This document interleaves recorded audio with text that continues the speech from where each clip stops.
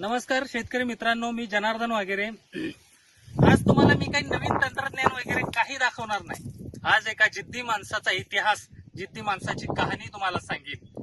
मित्रांनो, आज आतापर्यंत नेत्यांच्या पाठीमागं कुत्र्यासारखे फिरणारे आपले महाराष्ट्रीयन भारतीय तरुण यांना एक धडा आपल्याला शिकायला मिळेल. कधी झेंडे फेका, आपल्या आई वडिलांना मदत करा शेतीसाठी. हा माणूस बघा, हे आमचे सावंत साहेब आहेत.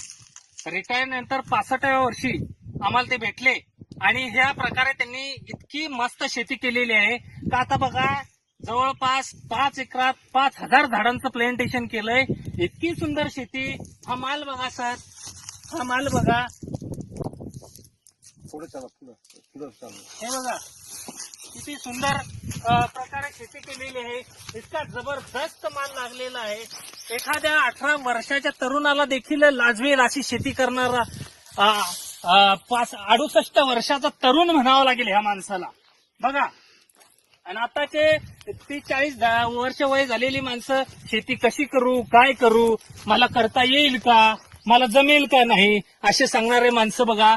हा माणूस म्हणजे जिद्दीचा हिमालय आहे आणि प्रयत्नांचा महासागर आहे. बघा, अशक्य काहीच नसतंय हे जगात, करायची इच्छा शक्ती पाहिजे. हा बघा, बघा माल किती आहे, अनलिमिटेड माल.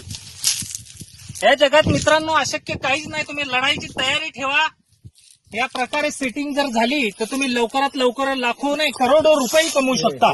असं हे घ्या, बघा बघा, असं घ्या झाड.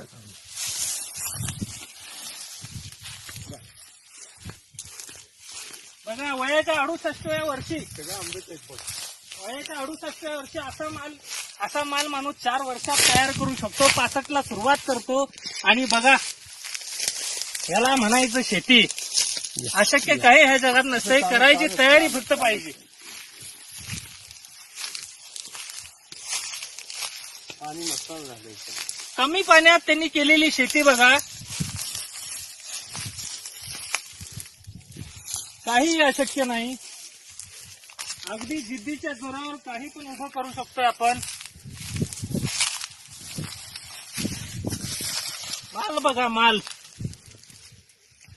इतिहास करून दाखवू शकतो माणूस.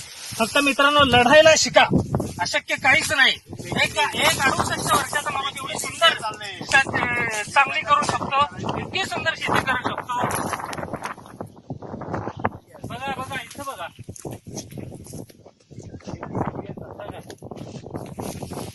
माझा देशातला माझा तरुण शेतकरी आहे.